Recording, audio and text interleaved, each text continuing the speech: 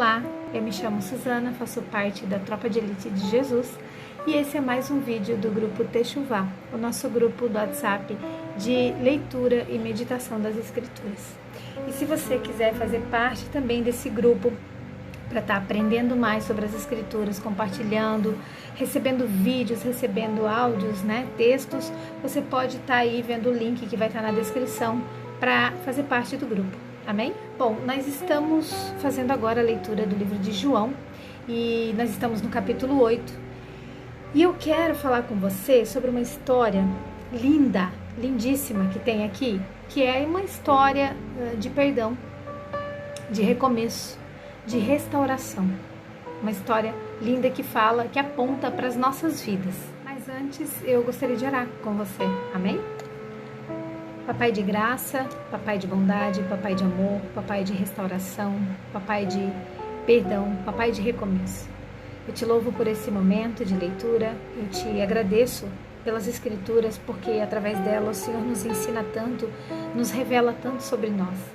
Peço que as tuas palavras nessa Bíblia, nesse livro, fale meu coração, fale o coração daquele que está ouvindo e que seja para transformar, para ensinar, para edificar as nossas vidas. Que a gente não faça leitura simplesmente como um texto comum, mas que a gente leia como as tuas palavras, como uma carta para as nossas vidas, como a tua instrução, para que a gente venha a ser cada dia mais parecido contigo. Em nome de Jesus. Amém. Bom, o capítulo 8, ele inicia dizendo que Jesus passou a noite no Monte das Oliveiras e que quando amanheceu ele foi para o templo e muitas pessoas ficaram ali ao redor dele para ele ensinar. Isso era uma coisa que acontecia muito, os mestres iam para o templo e as pessoas ficavam ali para ouvir eles, no pátio, em toda essa parte ali do templo. E na sequência o texto diz que os mestres da lei e os fariseus trouxeram para Jesus uma mulher que tinha sido surpreendida, que tinha sido flagrada, pega em adultério, Diz ali no versículo 4 assim: disseram a Jesus: mestre, essa mulher foi surpreendida em ato de adultério. Versículo 5: na lei, Moisés nos ordena apedrejar tais mulheres. E o Senhor, o que diz? E o versículo 6 diz assim: eles estavam usando essa pergunta como armadilha, a fim de terem uma base para acusá-lo. Mas Jesus inclinou-se e começou a escrever no chão com o dedo. Então, vamos lá. A lei, eles falaram sobre a lei aqui, Na lei, Moisés nos ordena apedrejar tais mulheres. A lei, lá em Levítico, no capítulo 20, versículo 10, diz que se um homem cometer adultério com a mulher de outro homem, com a mulher do seu próximo, tanto o adúltero quanto a adúltera terão que ser executados, terão que morrer. Em Deuteronômio, no 22 também diz que se um homem for surpreendido deitado com uma mulher de outro, os dois terão que morrer, o homem e a mulher com aquele que se deitou, Então as Escrituras ordenavam a execução, a lei ordenava a execução não só da adúltera, mas também do adúltero. E tem outro detalhe ainda, que é onde eles realmente queriam pegar Jesus, quando fala ali dessa armadilha, queriam pegar Jesus, Nós sabemos que nesse período aqui, que Jesus estava vivendo na Terra, que Israel, ela vivia sob os domínios do governo do Império Romano, Era Roma que governava e decidia todas as coisas. A lei de Moisés, ela exigia a execução da adúltera, do adúltero também, mas da adúltera ali que está sendo o tratado, Mas Roma havia removido a jurisdição relativa à pena de morte dos tribunais judeus, como era o nome? Do Sinédrio, A não ser em casos de violação do templo, coisas assim. Nós sabemos também que haviam casos que eles cometiam a execução, que foi o caso de Estevão, Porque Roma fechava os olhos. Mas não era isso que eles queriam. O que os judeus queriam, o que os romanos queriam mesmo era decidir sobre a morte, Então, os judeus, toda vez que queriam executar alguém, eles tinham que apelar para Roma. Era Roma que tinha que decidir quem ia morrer e quem ia viver. E nós conseguimos ver isso também claramente no capítulo 18 do livro de João, lá no versículo 31, quando ele está falando sobre a execução de Jesus ali, e ele fala, Pilatos fala assim: levem-no e julguem-no conforme a lei de vocês. E aí os judeus respondem para ele dizendo assim: mas nós não temos direito de executar ninguém. Então aqui a gente percebe claramente que a lei de Roma era que mandava aqui sobre esse assunto, né?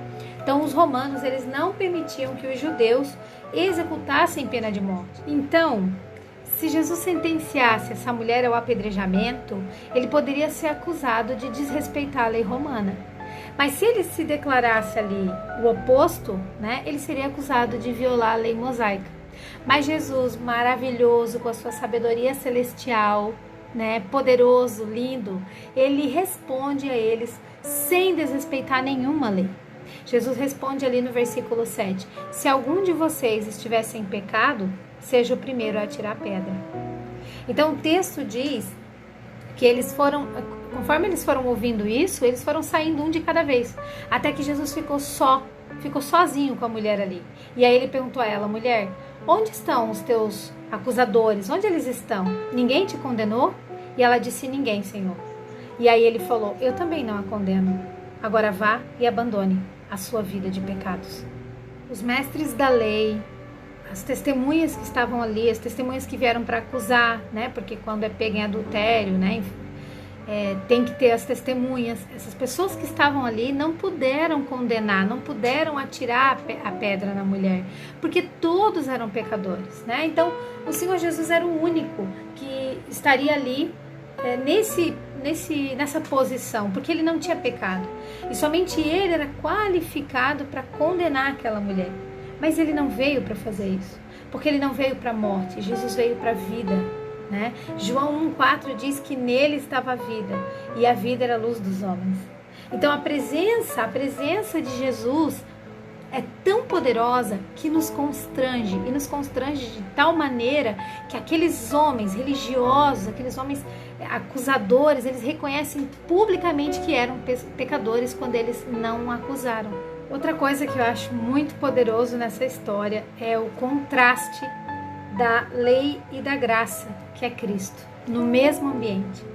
Esse texto, ele mostra que a lei, né, a religião, a lei, não podem nos libertar do pecado, da condenação do pecado, da morte, né? Porque a lei mosaica, ela teria matado essa mulher. Pela lei, essa mulher teria morrido, né? Mas o Senhor Jesus, o grande eu sou, né? Esse sim, que é o único que pode fazer o que a lei, a religião, não consegue fazer. Agora vá e abandone a sua vida de pecado. Isso é Jesus criando a mudança na vida dessa mulher. E assim ele continua fazendo nos nossos dias, fazendo conosco, né? Eu não te condeno, mas vá e abandone a sua vida de pecado. Mude a sua vida, mude de rota, pare, não faça mais. Essa mulher, ela teve um encontro com a graça salvadora. Glória a Deus. Ela teve a sua sentença de morte anulada. Pela lei, essa mulher, ela era culpada, ela era condenada, ela merecia a morte. Mas ele achou graça nela. A bondade e o amor de Deus alcançou a vida dela. Jesus Cristo. E assim é com a minha vida, é com a sua vida. Ele alcança as nossas vidas com a bondade e o amor dele. E a graça nos alcança. Depois disso, o capítulo 8, ele segue falando que Jesus está novamente ensinando o povo. E no versículo 31 e 32, tem um dos versículos mais marcantes para mim. Ele diz assim: se vocês permanecerem firmes na minha palavra, verdadeiramente serão meus discípulos e conhecerão a verdade, e a verdade os libertará. Versículo 31 e 32. Eu quero chamar a atenção também para a palavra que está aqui. Essa palavra, ela vem do grego logos. Diferente de algumas passagens da Bíblia que a palavra significa rema.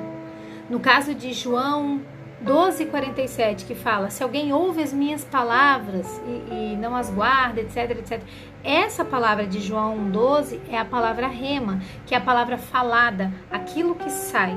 Mas aqui no versículo 31, a palavra significa logos, que é a mesma palavra que está lá no versículo 1 do primeiro capítulo, que diz: no princípio era o verbo, e o verbo estava com Deus, e o verbo era Deus. Esse verbo significa logos também. Em Apocalipse 19 diz que o seu nome é a palavra de Deus. E conhecerão a verdade, e a verdade os libertará. Quem é a verdade? Eu sou o caminho, a verdade e a vida, diz ele em João 14,6. Foi a liberdade, foi para a liberdade que Cristo nos libertou, Gálatas 5,1. Então tudo se resume nele. Trocando as palavras nesse versículo, quer dizer, se você permanecer firme em Cristo, verdadeiramente será discípulo e conhecerá Cristo, e Cristo te libertará. Quando nós permanecemos no Senhor e nós deixamos que a sua palavra permaneça em nós, então nós passamos a viver a realidade de todas as coisas nele. Isso é estar em Cristo. Amém? Esse é o versículo que mais me chama a atenção nesse capítulo, é um versículo que eu gosto muito. E agora eu convido você também a ler o capítulo 8, a buscar um versículo que mais fale ao seu coração e compartilhar conosco nas redes sociais, aqui na descrição, nos comentários, lá no nosso grupo do WhatsApp. Compartilhe conosco. Eu vou ficando por aqui, mas a gente se vê de novo. Amém?